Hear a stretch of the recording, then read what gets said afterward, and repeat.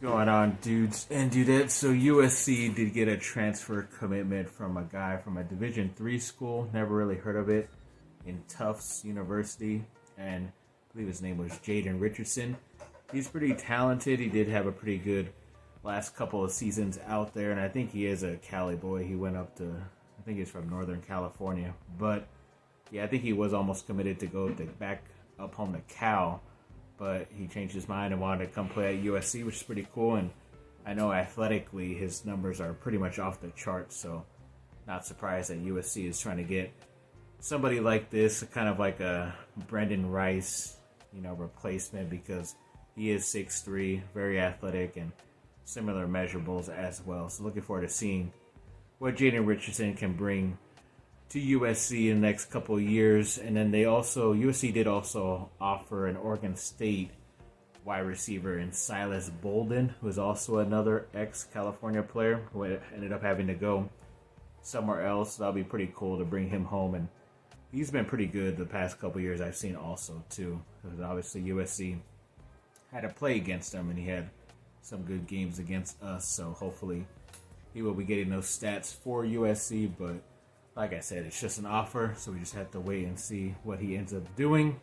But I guess that might be the main reason why this receiver from USC is entering the transfer portal, and that is the wide receiver Dorian Singer, who did transfer to USC last offseason from Arizona.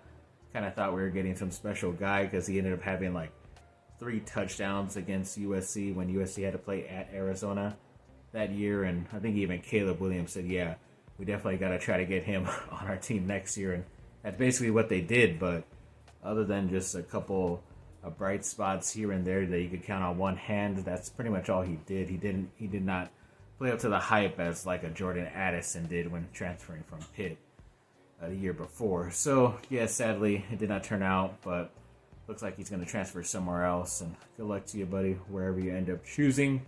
And I believe an offensive lineman from USC as well, Andres Duwerk, I forget how you say it, but he looks like he's going to be transferring out as well, just because I don't even think he's cracked the second string lineup as well for that offensive line. So good luck to him wherever he ends up going as well.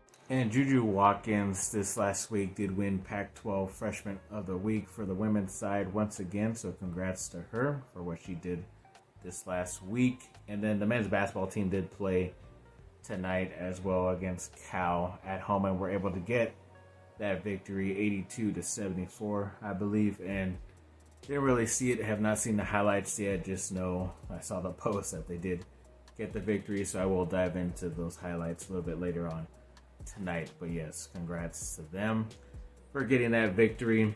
And then when it came to Solomon Byrd, yes, apparently I did not know that the Hula Bowl is a thing, or I guess it's like I forget what that East and West Shrine Bowl game and the Reese's Senior Bowl game is as well for a lot of these college players who I guess aren't graduated yet, or seniors that go and get invited to the Reese's Bowl can go off and play somewhere else, which is pretty cool. But I know that for even high school, like all-star games type of stuff before they end up going to college, they've had some like type of thing called the Polynesian Bowl out there for the high school students. So I'm not surprised that they're doing something for a lot of these college guys going to the NFL and get to spend a couple of days in paradise, as they call it. So could not be mad about that at all. So good luck to him. And Duke recently made a couple of coach signings that became more official that I did talk about recently. But like I said, if they were going to put a social media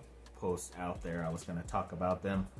So for when it comes to the running backs, they did sign Willie Simmons, who was that ex-head coach from that other school that we mentioned before. And then they did keep their defensive ends coach, Harlan Bauer, and the wide receivers coach, Zon Burden. And then they did hire a new safeties coach in Rick Lister, don't know how you say it.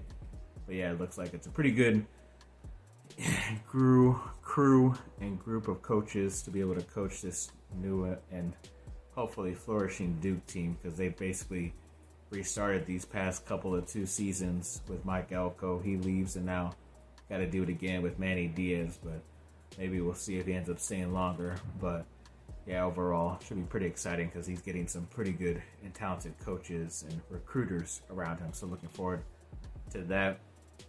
And then Duke the other day did play against Syracuse and got that victory, 86-66. It's pretty close around halftime, but once again, Duke just pulled away, and this was I think it's like their second ACC game, if I'm not mistaken, because I know they lost to Georgia Tech, and I think they have Pittsburgh coming up soon, if I'm not mistaken. So, yeah, at least they're 1-1 so far that I can remember in ACC play, and hopefully looking to build on that coming up soon. And speaking of that Hula Bowl again, yes, for my other team in Duke, the wide receiver Jalen Calhoun did accept an invite out there as well, so that'd be a good place for him to get a little bit more tape and spotlight so he can get looked at by those, all those guys looking to get drafted. So good luck to him out there in Hawaii.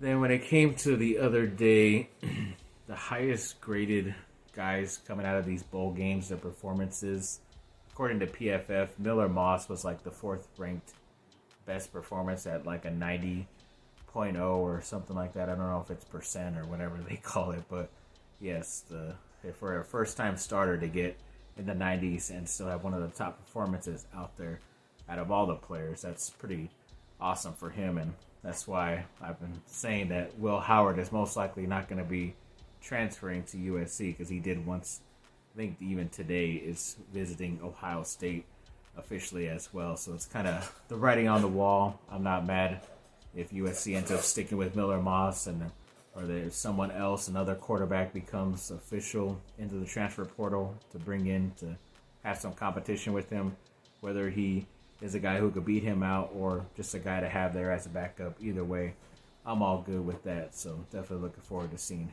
how this shakes out. And yes, this past Saturday was awesome. 2 really good semifinal games for college football. Michigan did beat Alabama in the Rose Bowl in overtime, which was pretty crazy. I did mention that I thought Alabama would win and kind of let it be easier and quicker for the Chargers to get their new head coach in Jim Harbaugh from Michigan, because he will already be out there on the West Coast, but I guess he wanted to maybe officially try to win a championship before he ends up going to the NFL at some point soon. But yeah, congrats to them. And then later on, Washington did defeat Texas in the Sugar Bowl, which is what I did predict, even though it was a lot closer than it probably should have been.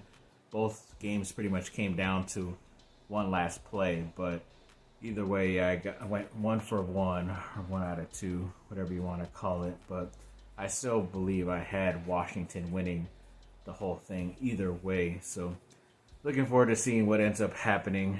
And as of right now, both of these teams are on USC's schedule next year, because they will both be in the Big Ten. So of course, that's just making it even more difficult for the Trojans next year, and having a pretty crazy trying to get a pretty crazy record out of that. But we'll just see what ends up happening with that. And then, yeah, when it came to a lot of the YouTube, they did like an end of the year type of report card or something like that. A lot of cool things stood out, especially in that last month of December. I think we had our highest record for most subscribers in one month, which was 44, which is pretty cool. And then it was the 3rd highest views total of that month in the past 3 months from what it showed. Was that like at 59.2 thousand views, which is pretty crazy. And then 370,000 views for the whole entire year. 430 uploads, which didn't seem right, but I did put up a lot of shorts, so I guess that's why it makes sense. 7.1 thousand likes on videos and 204 comments total on videos. And yeah, slowly progressing up towards that 1,000 subscriber benchmark. I've already gotten up to like 817, and I think when I started really doing this, like around 2017, 2018, I forget exactly which year it was, that it was like around a little over 200 and something, almost 300, maybe pushing it. But yeah, definitely have grown the past couple years, subscribers and myself, and hopefully getting a little bit better at getting this information out. I know it's kind of similar, but at least you have a bit more better stuff to look around behind me, and hopefully I'm getting the news out to you a bit quicker and a bit more informed. So thank you for everybody who's watched, liked, and subscribed, commented. It's been always fun. Always seen a lot of people battle and stuff in comments. It's more comments toward each other than myself, but either way, I still enjoy seeing all of those. So yes, like I always say, thanks for watching, people. Like and subscribe, comment down below. Let me know what y'all think. Have a great rest of your day. Bye.